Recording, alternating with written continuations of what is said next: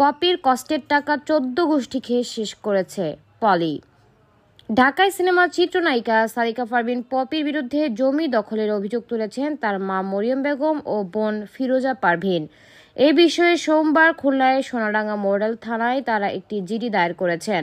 জিডির সূত্র ধরে জানা যায়, পৈতৃক সম্পত্তি দখলে নেওয়ার জন্য স্বামী আদনান উদ্দিন কামাল, কল্লোল মজুমদার, শিপন সহ সোমবার বেলা 12টা 30 মিনিটের দিকে সোনাডাঙ্গা থানাধীন শিববাড়ি ভাড়াটিয়া বাড়ির সামনে হাজির হন। বাধা দিলে এক পর্যায়ে ফিরোজা পারভীন সহ সবাইকে হুমকি দেন পপি ও তার স্বামী।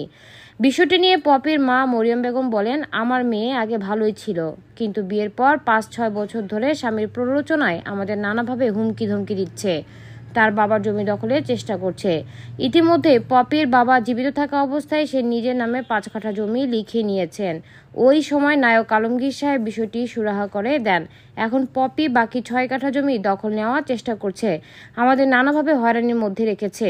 এই বয়সে আমরা কোথায় যাব? পপির মেজ বোন ফিরোজা পারভীন বলেন, আমরা 4 বোন 2 ভাই, পপি সবার বড়। সে আমাদের বাবার জমি দখলের চেষ্টা করছে অনেক বছর ধরেই। বাবার মৃত্যুর পর থেকেই আমরা হয়রানির শিকার হচ্ছি। পপি ছাড়া আমরা সবাই এক আছি। আগেও আমাদের পেশাশক্তির ভয় দেখানো হয়েছে। বিষয়টি নায়ক আলমগীর, জায়েদ খান সহ আরও 2 জনকে জানানো যায়। সব জানার পর আলমগীর সাহেব পপিকে বিষয়টি সমাধানের কথা বলেছিলেন, কিন্তু পপি কোনো কিছুতেই থামছে না। স্বামী সহ পপি খুলনায় অবস্থান করছেন, আমাদের হত্যার হুমকিও দেওয়া হয়েছে। আমরা এর সঠিক বিচার চাই। এদিকে মা বোনের এমন বক্তব্যের জবাবে পপি বলেন, বাবা ও চাচার কাছ থেকে 6 কাঠা জমি আমার কষ্টার্জিত টাকা দিয়ে কিনেছি, কিন্তু এদের অত্যাচারের জন্য এখনো পর্যন্ত এই জমি ভোগ করতে পারিনি।